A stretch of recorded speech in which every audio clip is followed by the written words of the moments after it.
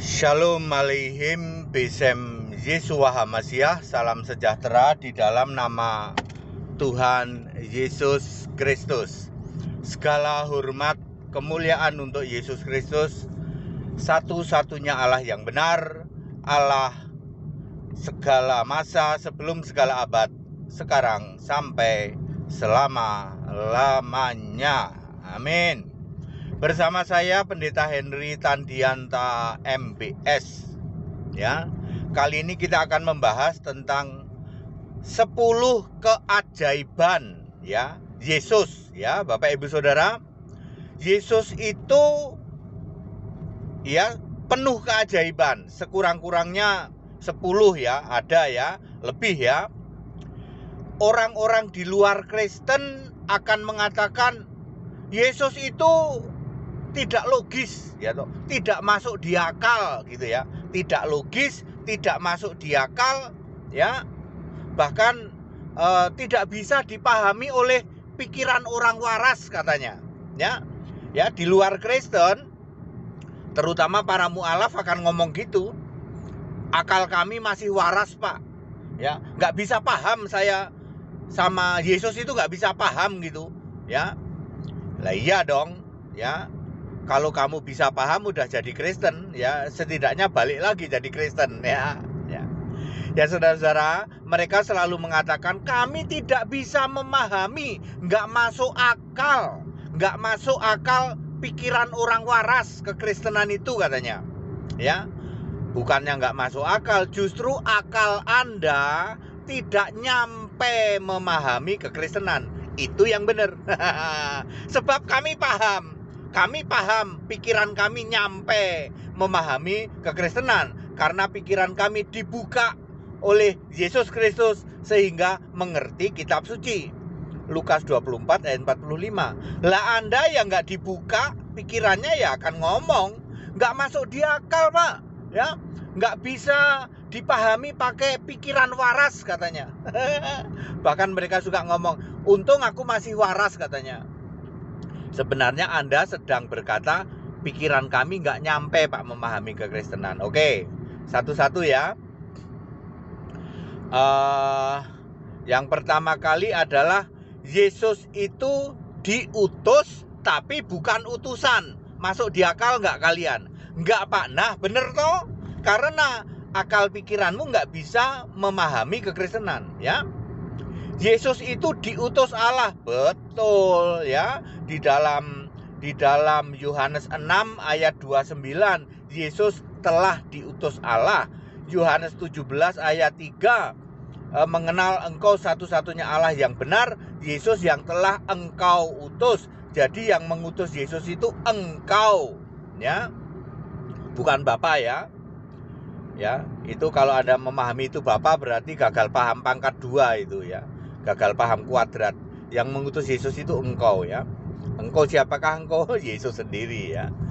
Ya, jadi Yesus memang diutus Allah tetapi bukan utusan. Gimana Pak? Diutus kok bukan utusan ya? Di dalam Yesaya 63 ayat 9 ya, bukan duta, bukan utusan, tetapi ia itu Allah sendiri yang menyelamatkan mereka, menyelamatkan manusia maksudnya. Jadi ya, Yesus itu diutus Allah, bukan utusan, sebab ia sendiri, Allah sendiri yang menyelamatkan. Makanya Yesus itu rohnya roh Allah. Nah, sampai sini udah mulai jungkir balik ya Bapak Ibu Saudara ya. Jungkir balik nalar kekristenan gitu ya. Baik, setelah itu nomor 1 ya, Yesus diutus tetapi bukan utusan. Nomor 2, Yesus dilahirkan tetapi bukan ciptaan. Nah, ini dia. Yesus dilahirkan tapi bukan ciptaan. Ya. Yesus dilahirkan oleh manusia. Lalu Anda berpikir semua yang dilahirkan manusia pastilah ciptaan, ya. Bentar ya, bayar tol dulu.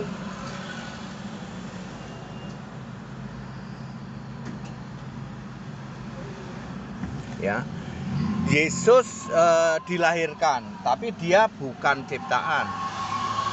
Kenapa kok bukan ciptaan? Sebab rohnya adalah Roh Kudus. Jadi tidak melalui proses-proses bersatunya sperma dengan sel telur, sperma laki-laki dengan sel telur perempuan. Bukan itu. Kalau manusia dilahirkan karena sperma dan sel telur, maka itu disebut ciptaan. Lah Yesus bukan itu. Berarti Yesus bukan ciptaan. Bukan. Loh, kalau Yesus bukan ciptaan, terus Yesus itu apa? Justru dia sang pencipta. Di dalam Kolose 1 ayat 16 ya. Dia mencipta sebelum segala sesuatu ada. Mencipta yang tidak kelihatan di surga, yaitu malaikat, serafim dan kerub ya. Dan di bumi tanah belum berbentuk dan samudra raya. Ya, Yesus justru sang pencipta, bukan ciptaan ya. Rohnya Roh Kudus, jadi tidak mungkin dia ciptaan. Jadi Anda masuk di logika nggak? Dilahirkan, Yesus dilahirkan tapi bukan ciptaan. Nggak masuk di logika. Nah, ketahuan toh, logikamu tidak nyampe untuk memahami kekristenan.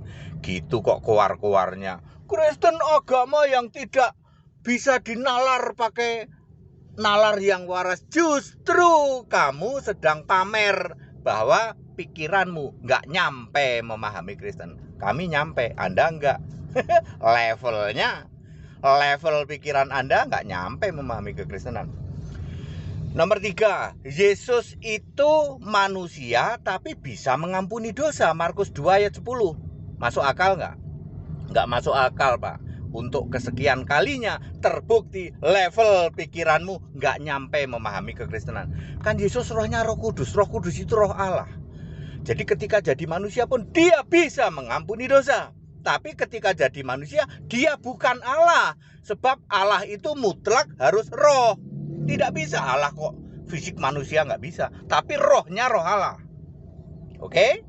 Kemudian seterusnya ya, entah nomor berapa, nomor 4 atau nomor 5. Seterusnya Yesus itu manusia tapi bisa mengabulkan doamu. Ayo, ya, kamu berdoa pada waktu Yesus jadi manusia, ya, kamu berdoa kepada Bapa, kepada Allah, tapi yang bisa mengabulkan Yesus, sebab Roh Allah, ya, Roh Yesus itu rohnya Roh Allah ya. Di dalam Yohanes 14 ayat 13, ya. Mintalah kepada Bapa dalam namaku ya. Minta itu kepada Bapa tapi dalam nama Yesus. Yesus yang melakukannya. Melakukannya itu maksudnya yang mengabulkan ya. Yang jalanin semua doamu itu Yesus. Ya, bukan Bapa ya. Kemudian di ayat 14, doa dalam namaku itu setelah Yesus naik ke surga. Kemudian selanjutnya adalah Yesus itu terlahir laki-laki tetapi tidak punya nafsu seks ya. Karena rohnya Roh Kudus ya, rohnya Roh Kudus, Yesus itu kan rohnya Roh Kudus, Lukas 1 ayat 35. Dia tidak punya perintah untuk beranak cucu di dalam Kejadian 1 ayat 28. Kalau roh manusia itu ada perintah beranak cucu. Makanya laki-laki punya nafsu kepada perempuan ya. Kita kan semua nggak tahu nih dari mana datangnya nafsu ya. Tiba-tiba lihat dia kok aku demen, terus ngelamar jadi istri. Yang sana juga ceweknya juga gitu ya. Kok cocok ya. Ya itu yang namanya karena ada perintah beranak cucu. Yesus enggak. Jadi Yesus itu terlahir laki-laki, nggak punya nafsu seks. Kemudian selanjutnya Yesus itu manusia tetapi tidak ada dosa padanya. Maksudnya dosa yang diwariskan oleh Adam ya. Dosa waris Adam itu kan dosa yang ada di dalam manusia. Tidak ada manusia yang benar ya. Semua manusia telah berdosa di hadapan Allah ya, karena dosa waris. Yesus nggak punya dosa waris sebab Yesus bukan ciptaan, bukan seperti manusia biasa yang lahir dari sperma dan sel telur ya. Di dalam tidak berdosa itu di dalam 1 Yohanes 3 ayat 5, tidak ada dosa padanya. Maksudnya tidak ada dosa yang diwariskan Adam. Kemudian selanjutnya Yesus itu meskipun manusia tidak berbuat dosa. Kalau tadi kan tidak ada dosa waris, ini tidak berbuat dosa. Di dalam Ibrani 4 ayat 15 ya. Jadi jangan Anda sok berpikir, masa iya sih Pak, Yesus kan manusia. sampai umur 30 tahun. Masa iya sih Pak nggak berbuat dosa? Enggak, Yesus tidak berbuat dosa. Ya, karena rohnya Roh Kudus ya. Beda dengan Anda, termasuk saya juga sih. Ya. Yang ngomong ini juga biang dosa ini ya. Ya. Ya.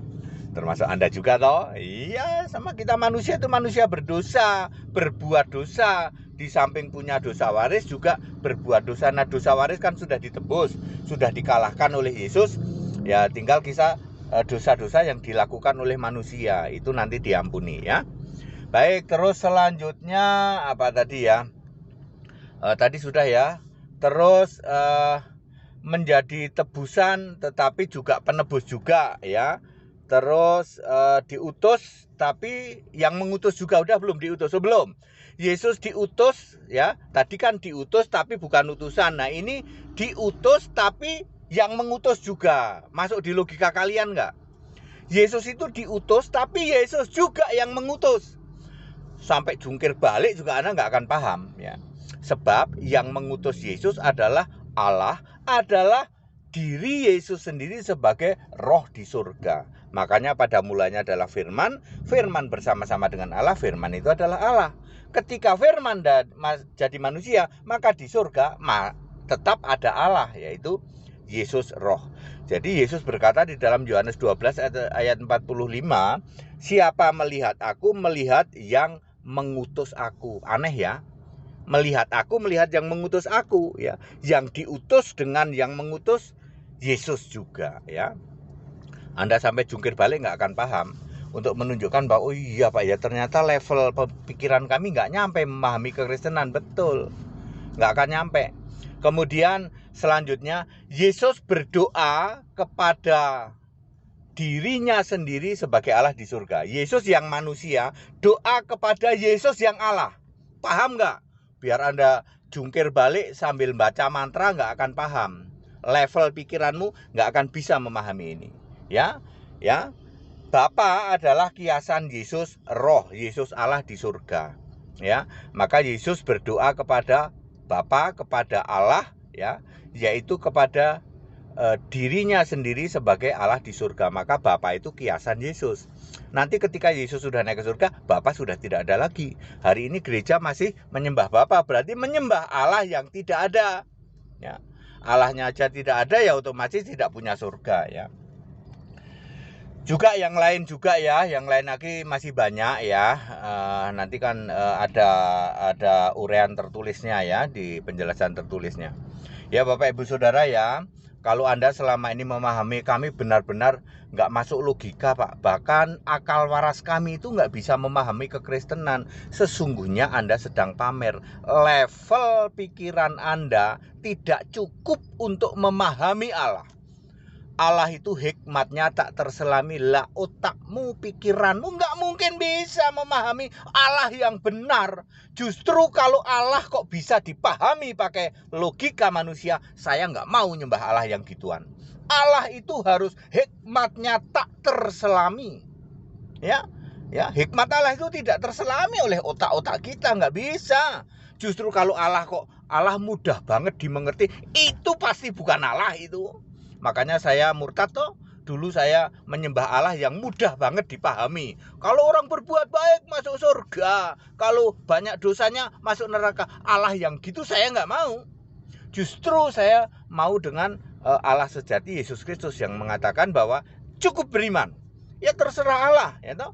Yang punya istana itu rajanya. Kalau kita setia, beriman, percaya kepada raja, masuk. Terserah rajanya ya toh. Ya terserah raja, asal jangan melakukan hal-hal yang membuat raja murka, dibenci sampai membuat maut, istilahnya kalau di Alkitab dosa maut. Selama kamu nggak melakukan dosa maut ya kamu percaya Yesus itu yang punya surga, yang punya sebagai raja di surga kok. Kita percaya pada Dia, itu baru benar Allah sejati ya toh. Ya makanya saya nggak mau, dari dulu saya nggak mau Allah kok masuk akal ya. Saya mending Allah yang masuk surga, yang menjamin masuk surga, daripada Allah yang cuman masuk akal, gampang dipahami.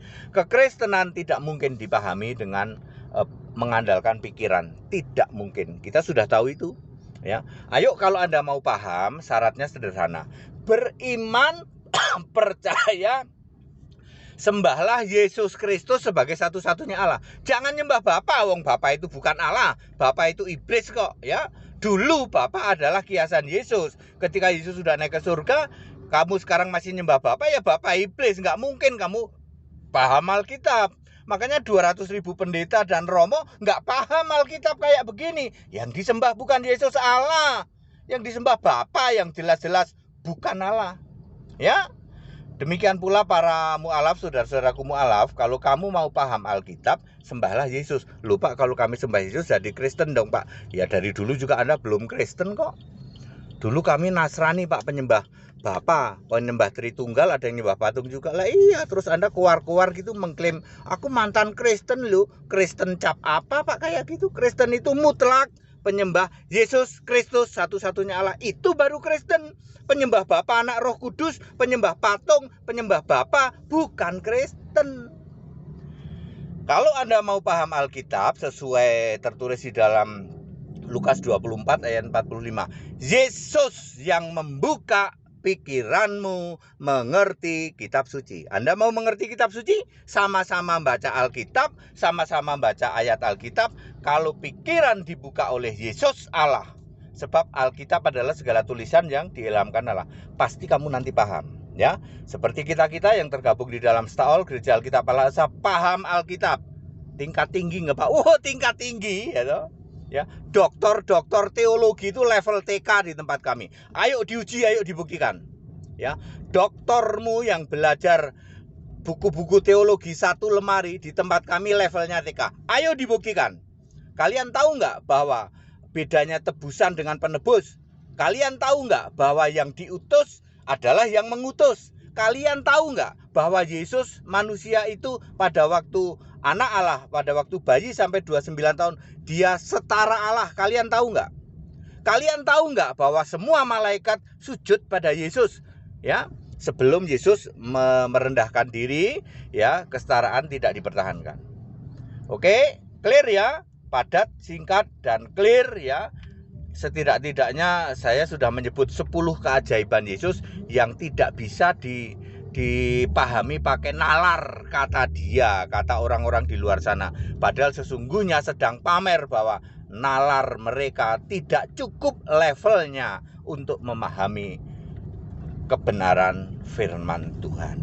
Tetap bersama saya, Pendeta Henry Tandianta MBS dari Bandung, Jawa Barat. Haleluya. Amin.